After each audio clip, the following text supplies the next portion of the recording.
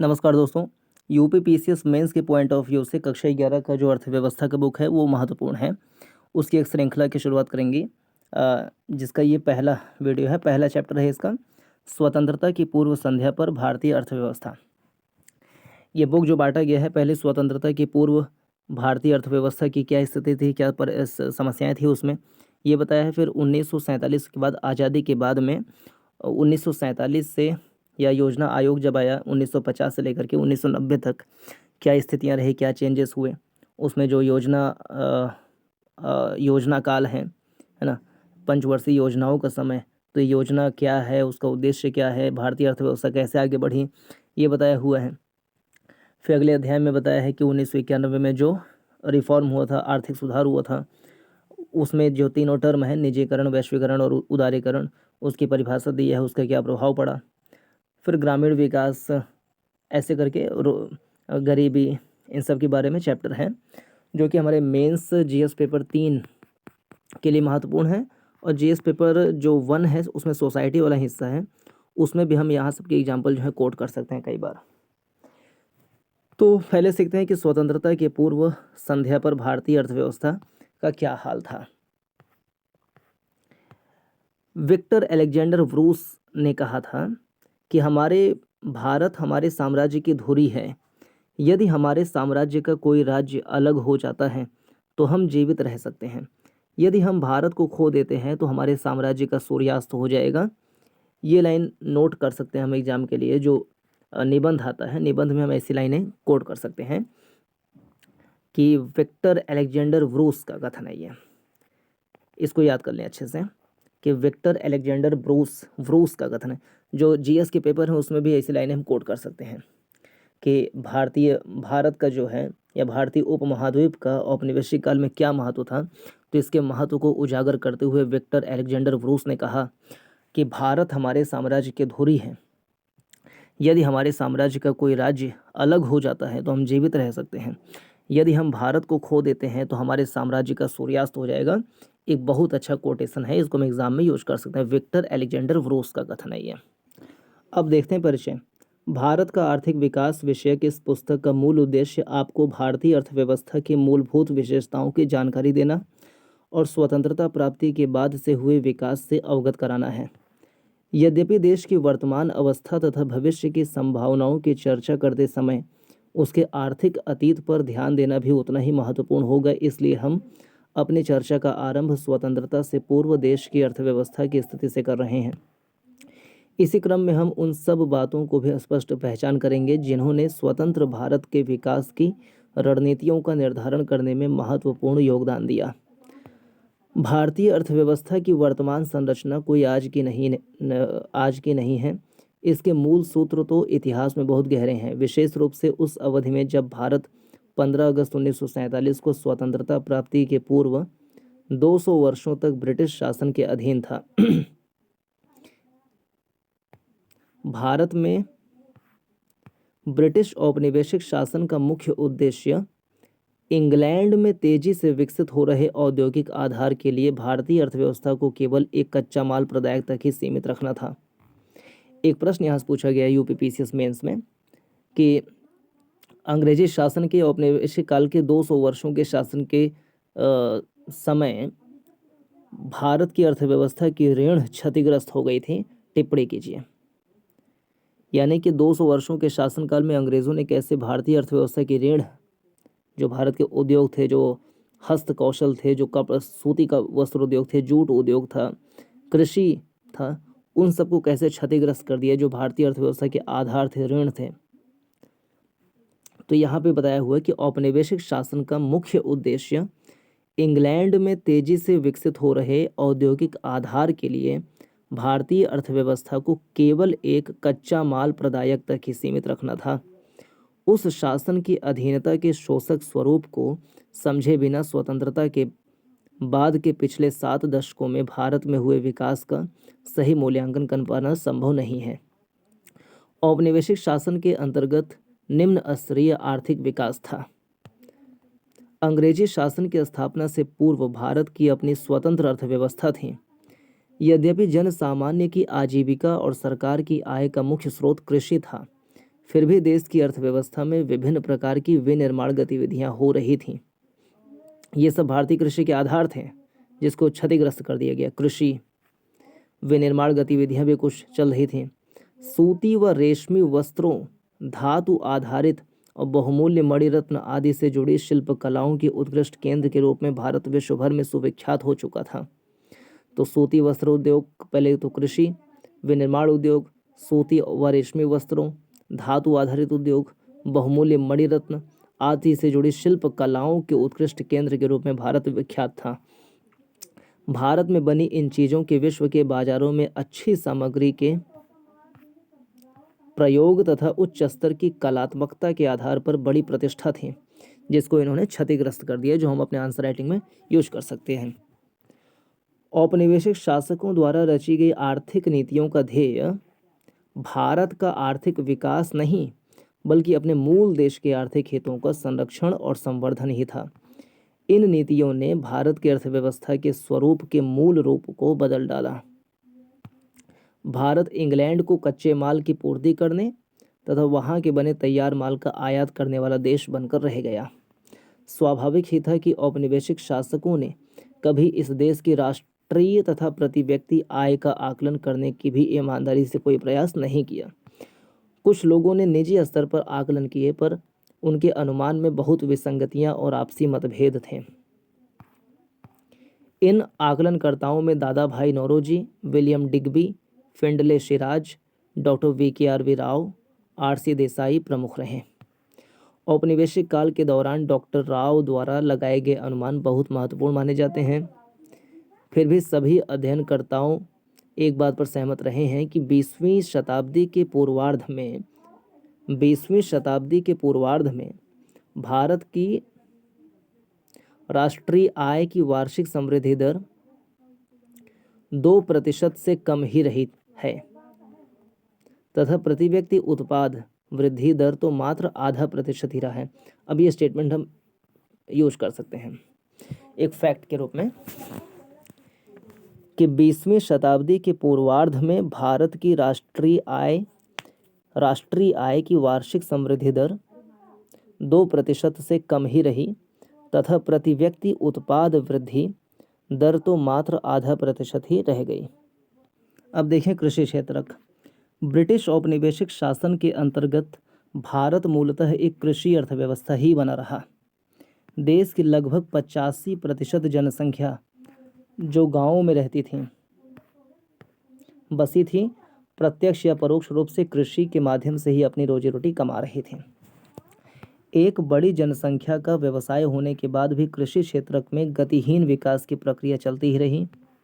यही नहीं, अनेक अवसरों पर उसमें अप्रत्याशित ह्रास या गिरावट भी अनुभव की गई। भले ही कृषि अधीन क्षेत्र के प्रसार के कारण कुल कृषि उत्पादन में वृद्धि हुई हो, किंतु कृषि उत्पादकता में कमी आती रही। कृषि क्षेत्र की गतिहीनता का मुख्य कारण औपनिवेशिक शासन द्वारा लागू की गई भू व्यवस्था प्रणालियों को ही माना जा सकता है।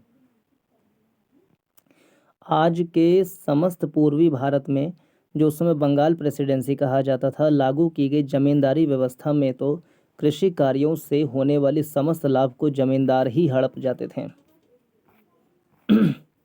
किसानों के पास कुछ नहीं बच पाता था। यही नहीं, अधिकांश जमींदारों तथा सभी औपनिवेशिक शासकों ने कृषि क्षेत्र की दशा को सुधारने के लिए कुछ नहीं किया। जमींदारों की रुचि तो किसानों की आर्थिक दुर्दशा की अनदेखी कर उनसे अधिक से अधिक लगान संग्रह करने तक सीमित रही। इसी कारण कृषक वर्ग को नितांत दुर्दशा और सामाजिक तनावों को झेलने को बाध्य होना पड़ा। राजस्व व्यवस्था की शर्तों को भी जमींदारों के इस व्यवहार के विकास में बहुत योगदान रहा। राजस्व की निश्चित राशि सरकार के कोष में जमा कराने की तिथियां पूर्व निर्धारित थीं। उनके अनुसार रकम जमा नहीं करा पाने वाले जमींदारों से उनके अधिकार छीन लिए जाते थे। साथ ही प्रौद्योगिकी के निम्न स्तर, सिंचाई सुविधाओं के अभाव और उर्वरकों का नगण्य प्रयोग भी कृषि उत्पादकता के स्तर को बहुत निम्न रखने के लिए उत्तरदायी था।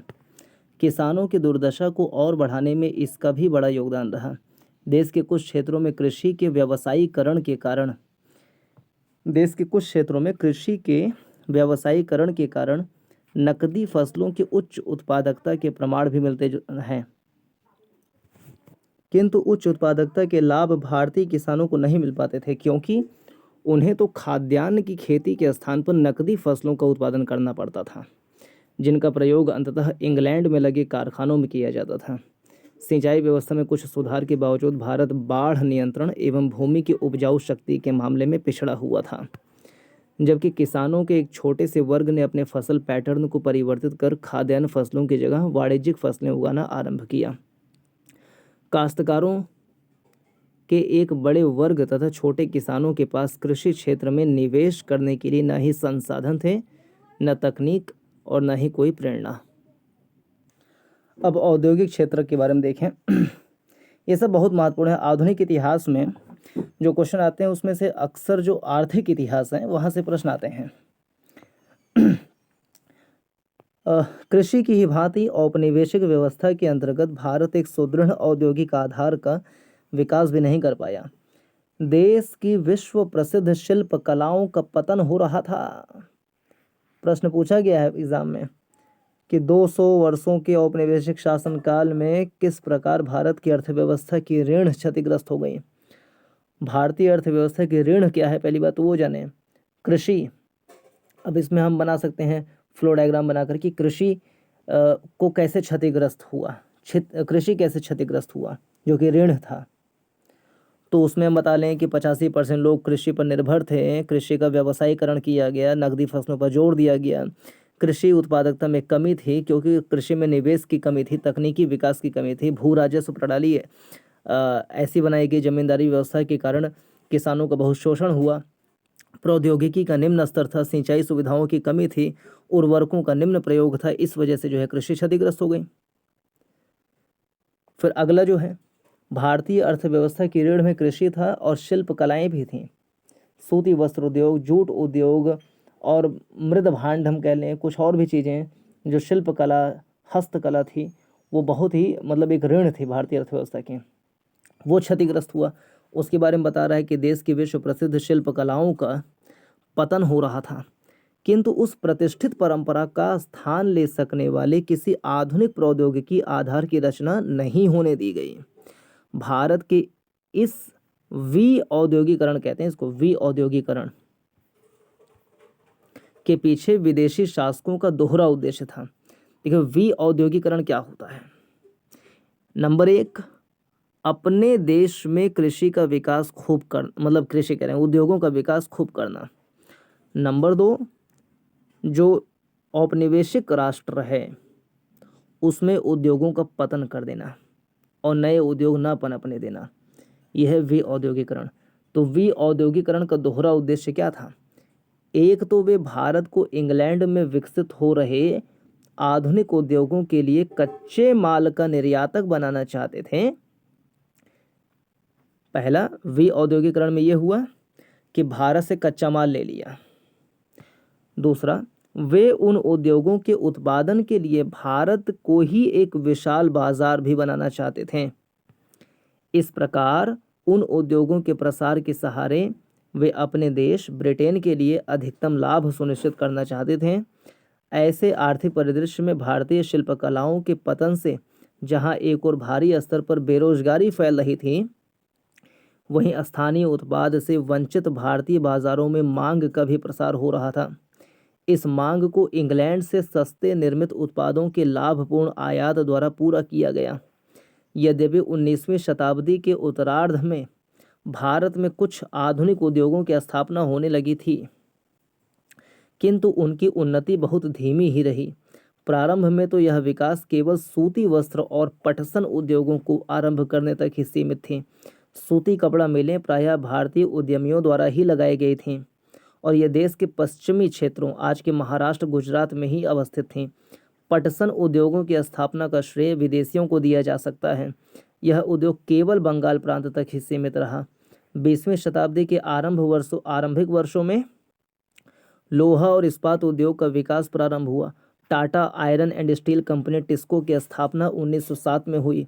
दूसरे विश्व युद्ध के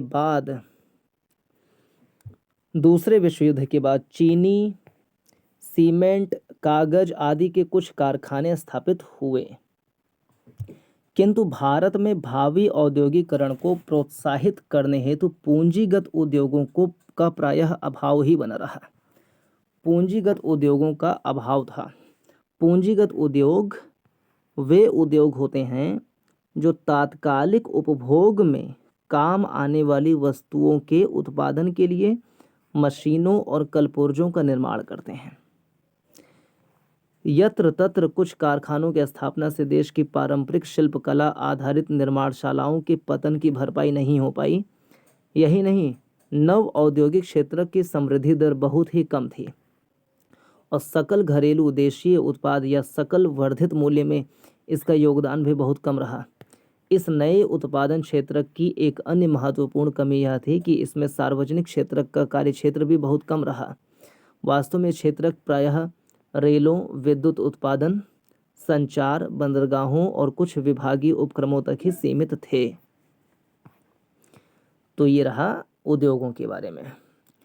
थोड़ा बॉक्स वाली चीज़ें देख लें। बंगाल का सूती उद्योग। मलमल एक विशेष प्रकार की सूती कपड़ा है। इसका मूल निर्माण क्षेत्र बंगाल, विशेषकर ढाका के आसपास का क्षेत्र रहा है। यह नगर अब बांग्लादेश की राजधानी है। ढाका के मलमल ने उत्कृष्ट कोटि के सूती वस्त्र के रूप में विश्व भर में बहुत ख्याति अर्जित की थी। यह बहुत ही महीन कपड़ा होता था। विदेशी यात्री इसे शाही मलमल या मलमल खास भी कहते थे। इसका आशय यही था कि वे इस कपड़े को शाही परिवारों के उपयोग के योग्य मानते थे। तो उदाहरण हम दे सकते हैं कि मतलब औपनिवेशिक काल में जो उद्योगों की स्थिति क्या थी, तो बता सकते हैं कि ढाका में मलमल उद्योग प्रसिद्ध था। अगला बॉक्स ये है, पूर्व ब्रिटिश काल में कृषि। ब्रिटिश काल से पहले कृषि क्या थी? 17वीं शताब्दी में भारत आए फ्रांसीसी यात्री बर्नियर ने तत्कालीन बंगाल का इस प्रकार वर्णन किया। अपने 2 बार के भ्रमण के दौरान बंगाल के विषय में संग्रहित जानकारी के आधार पर मैं कह सकता हूं कि यह क्षेत्र मिस्र देश से कहीं अधिक समृद्ध है। ये सब हम कोट कर सकते हैं अपने निबंध में या कहीं भी आंसर राइटिंग में कि 17वीं शताब्दी में भारत में कृषि की स्थिति सही थी। इसका एक प्रमाण देते हुए एक फ्रांसीसी यात्री बर्नियर ने कहा है बंगाल का दौरा करते हुए कि यह क्षेत्र मिस्र देश से कहीं अधिक समृद्ध है। यहाँ से सूती रेशमी वस्त्र, चावल, शक्कर, मक्खन का प्रचुर मात्रा में निर्यात होता है। यहाँ अपने आंतरिक उपभोग के लिए भी गेहूँ, सब्जियाँ, अनाज, मुर्गियाँ, बत्तख आदि का भरपूर उत्पादन होता है। यहाँ सूअरों के बड़े बड़े झुंड तथा भेड़ बकरियों के विशाल झुंड भी विद्यमान हैं। इस क्षेत्र में हर प्रकार की मछलियाँ प्रचुरता में उपलब्ध हैं। राजमहल से लेकर समुद्र तक अतीत में परिवहन तथा सिंचाई के लिए गंगा नदी से बहुत यत्न और श्रम पूर्वक काट कर बनाई गई नहरों का जाल सब बिछा हुआ है। अब ये सब एक प्रमाण के रूप में हम बता सकते हैं। 17वीं शताब्दी में आए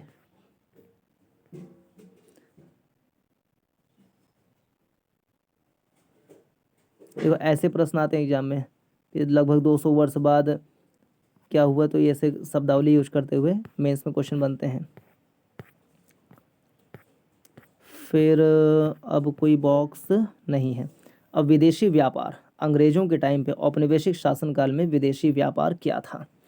प्राचीन समय से ही भारत एक महत्वपूर्ण व्यापारिक देश रहा है, किंतु औपनिवेशिक सरकार द्वारा अपनाई गई वस्तु उत्पादन, व्यापार और सीमा शुल्क की प्रतिबंधकारी नीतियों का भारत के विदेशी व्यापार की संरचना, स्वरूप और आकार पर बहुत प्रतिकूल प्रभाव पड़ा। परिणाम स्वरूप भारत कच्चे उत्पाद जैसे रेशम, कपास, ऊन, चीनी, नील, पटसन आदि का निर्यातक होकर रह गया। साथ ही यह सूती, रेशमी, ऊनी वस्त्रों जैसे अंतिम उपभोक्ता वस्तुओं और इंग्लैंड के कारखानों में बनी हल्की मशीनों आदि का आयातक भी हो गया। व्यावहारिक रूप से इंग्लैंड ने भारत के आयात निर्यात व्यापार पर अपना एकाधिकार जमाए रखा। भारत का आधे से अधिक व्यापार तो केवल इंग्लैंड तक सीमित रहा। शेष कुछ व्यापार चीन, श्रीलंका, ईरान से भी होने दिया जाता था। स्वेज नहर का व्यापार मार्ग खुलने से तो भारत के व्यापार पर अंग्रेजी नियंत्रण और भी सख्त हो गया। विदेशी शासन के अंतर्गत भारतीय आयात निर्यात की सबसे बड़ी विशेषता निर्यात अधिशेष का बड़ा आकार रहा। ठीक है, विदेशी शासन के समय ध्यान रहे कि निर्यात अधिशेष हुआ करता था, यानी हम आयात कम करते थे, निर्यात ज़्यादा करते थे, लेकिन निर्यात का प्रतिफल भारतीयों को नहीं मिलता था। बात यह है, किंतु इस अधिशेष की भारतीय अर्थव्यवस्था को बहुत भारी लागत चुकानी पड़ी। देश के आंतरिक बाजारों में अनाज, कपड़ा, मिट्टी का तेल जैसी अनेक आवश्यक वस्तुएं मुश्किल से उपलब्ध हो पाती थीं। यही नहीं, इस निर्यात अधिशेष का देश में सोने और चांदी के प्रवाह पर भी कोई प्रभाव नहीं पड़ा। वास्तव में इसका प्रयोग तो अंग्रेज़ों की भारत पर शासन करने के लिए गढ़ी गई व्यवस्था का खर्च उठाने में ही हो जाता था। अंग्रेज़ी सरकार के युद्धों पर व्यय तथा अदृश्य मदों के आयात पर व्यय के द्वारा भारत की संपदा का दोहन हुआ। और जनांकीय परिस्थिति क्या थी? ये सुएज नहर के बारे में देख लें। ये अफ्रीका है, एशिया है, भारत है, ये खाड़ी देश हैं कुछ। सुएज नहर यहाँ पर है, पोर्ट रॉड, एक यहाँ पे पोर्ट रॉड, लाल सागर यहाँ पे, ये भूमध्य सागर है। सुएज नहर यहीं बना हुआ है। कहाँ बना हुआ है? यहाँ बना हुआ है सुएज नहर, जो लाल सागर को भूमध्य सागर से जोड़ता है। और यहीं पे पोर्ट रॉड भी स्थित है, ये ध्यान रहे। यहीं से जो है अपना इंग्लैंड से निकले और भूमध्य सागर में आए, फिर सुएज नहर से होते हुए लाल सागर में आए, फिर मतलब यहाँ अरब सागर में, फिर आगे भारत। तो व्यापार मार्ग ऐसे बन गए, इससे व्यापार और बढ़ा अंग्रेजों का। सुएज नहर के माध्यम से व्यापार। सुएज नहर उत्तर पूर्वी मिस्र में सुएज स्थल संधि के आर पार उत्तर से दक्षिण की ओर प्रवाहित होने वाला कृत्रिम जलमार्ग है। यह भूमध्य सागर की मिस्र पत्तन पोर्ट सईद को लाल सागर की एक प्रशाखा सुएज की खाड़ी से जोड़ता है। इस नहर से अमेरिका और यूरोप से आने वाले जलयानों को दक्षिण एशिया, पूर्वी अफ्रीका, प्रशांत महासागर तटवर्ती देशों के लिए एक छोटा और सीधा जलमार्ग सुलभ हो गया। अब उन्हें अफ्रीका के दक्षिणी छोर की परिक्रमा नहीं करनी पड़ती। सुएज नहर आज आर्थिक और सामरिक दृष्टि से विश्व का सबसे महत्वपूर्ण जलमार्ग है। वर्ष 1869 में इसके खुल जाने से परिवहन लागतें बहुत कम हो गईं और भारतीय बाजार तक पहुंचना सुगम हो गया। चलिए,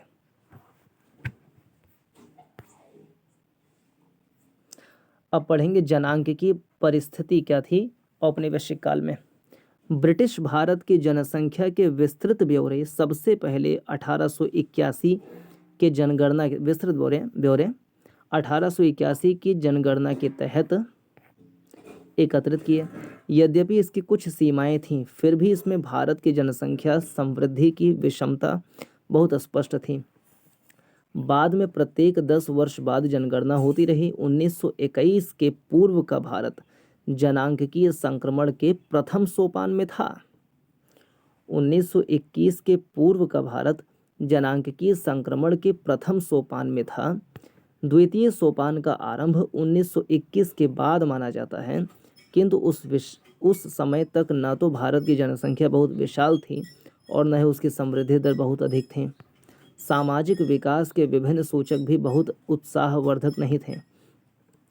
कुल मिलाकर साक्षरता दर तो 16% से भी कम थी। इसमें महिला साक्षरता दर नगण्य, केवल 7% आंकी गई थी। जन स्वास्थ्य सेवाएं तो अधिकांश को सुलभ ही नहीं थीं। जहां ये सुविधाएं उपलब्ध थी भी, वहां नितांत ही अपर्याप्त थीं। परिणामस्वरूप जल और वायु के सहारे फैलने वाले संक्रमण रोगों का प्रकोप था। उनसे व्यापक जनहानि होना एक आम बात थी। कोई आश्चर्य नहीं कि उस समय सकल मृत्यु दर बहुत ऊंची थी। विशेष रूप से शिशु मृत्यु दर अधिक चौंकाने वाली थी। आज भले ही हमारे देश में शिशु मृत्यु दर 28 प्रति हज़ार हो गई है, पर उस समय तो ये दर 218 प्रति हज़ार थी। जीवन प्रत्याशा स्तर भी आज के 72 साल है, इसमें देखा जाए तो 72 साल हो गई हैं। 72 वर्ष की तुलना में केवल 32 वर्ष थी। विश्वस्त आंकड़ों के अभाव में यह कह पाना कठिन है कि उस समय गरीबी का प्रसार कितना था। इसमें कोई संदेह नहीं कि औपनिवेशिक शासन के दौरान भारत में अत्यधिक गरीबी व्याप्त थी। परिणाम स्वरूप भारत की जनसंख्या की दशा और भी बदतर हो गई।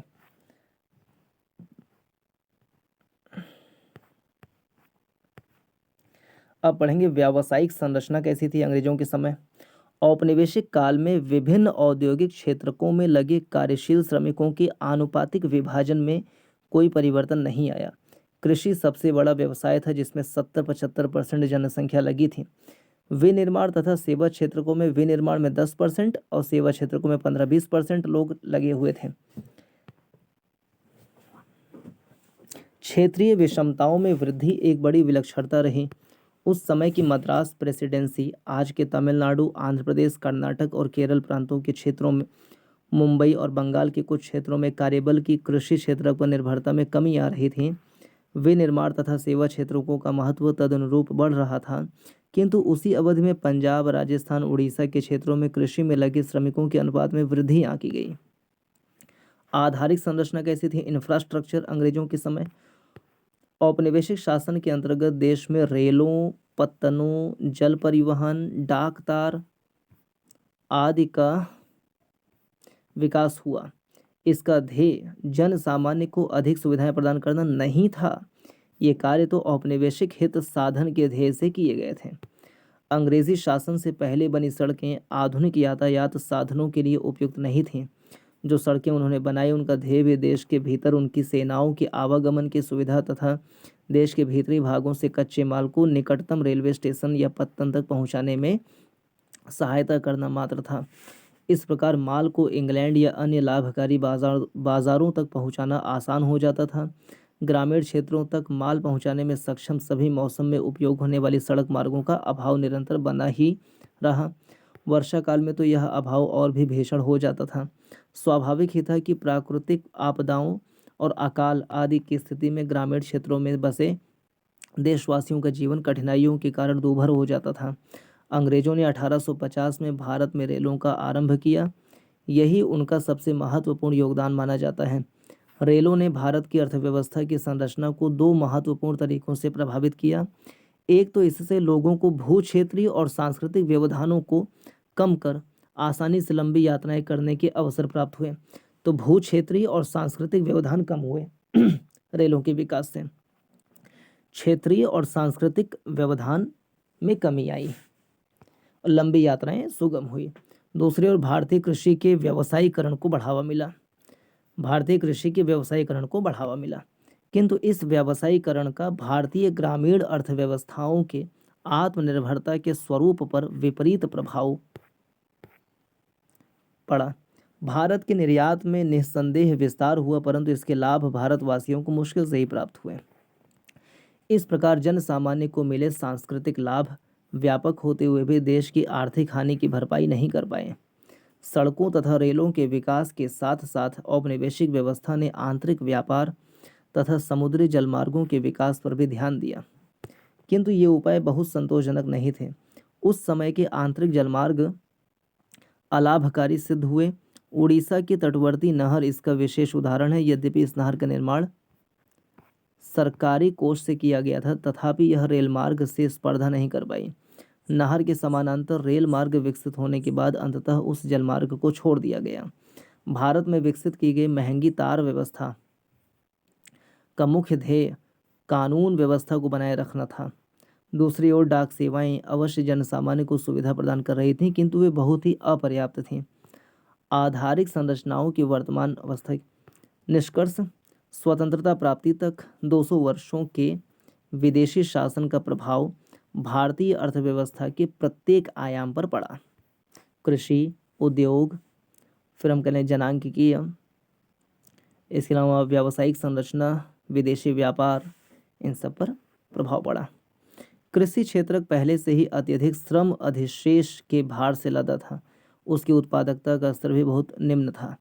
औद्योगिक क्षेत्र भी आधुनिकीकरण, वैविध्य, क्षमता संवर्धन और सार्वजनिक निवेश में वृद्धि की मांग कर रहा था। विदेशी व्यापार तो केवल इंग्लैंड की औद्योगिक क्रांति को पोषित कर रहा था। प्रसिद्ध रेलवे नेटवर्क सहित सभी आधुनिक संरचनाओं में उन्नयन, प्रसार और जनोन्मुखी विकास की आवश्यकता थी। व्यापक गरीबी और बेरोजगारी भी सार्वजनिक आर्थिक नीतियों को जन कल्याणोन्मुखी बनाने का आग्रह कर रही थी। संक्षेप में देश में सामाजिक और आर्थिक चुनौतियां बहुत अधिक थीं। पुनरावर्तन, रिवीजन करने, रिकैप।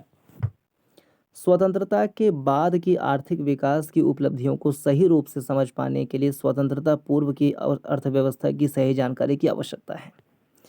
औपनिवेशिक शासकों की आर्थिक नीतियां शासित देश और वहां के लोगों के आर्थिक विकास से प्रेरित नहीं थीं। उनका ध्येय तो इंग्लैंड के आर्थिक हितों का संरक्षण और संवर्धन था। भले ही भारत की जनसंख्या का बहुत बड़ा भाग कृषि से ही अपनी आजीविका पाता था, किंतु कृषि क्षेत्र गतिहीन ही रहा। इसमें ह्रास के ही प्रमाण मिले हैं। भारत की अंग्रेजी सरकार द्वारा अपनाई गई नीतियों के कारण भारत के विश्व प्रसिद्ध हस्तकला उद्योगों का पतन होता रहा और उनके स्थान पर किसी आधुनिक औद्योगिक आधार की रचना नहीं हो पाई। पर्याप्त सार्वजनिक स्वास्थ्य सेवाओं का अभाव, बार बार प्राकृतिक आपदाओं और अकाल ने जन सामान्य को बहुत ही निर्धन बना डाला और इसके कारण उच्च मृत्यु दर का सामना करना पड़ा। यद्यपि अपने औपनिवेशिक हितों से प्रेरित होकर विदेशी शासकों ने आधारिक संरचना सुविधाओं को सुधारने के प्रयास किए, परंतु इन प्रयासों में उनका निहित स्वार्थ था। यद्यपि स्वतंत्र भारत की सरकार ने योजनाओं के द्वारा यह आधार बनाया। तो ये रहा इस वीडियो का डिस्कशन। पूरा देखने के लिए धन्यवाद। नमस्कार, जय हिंद।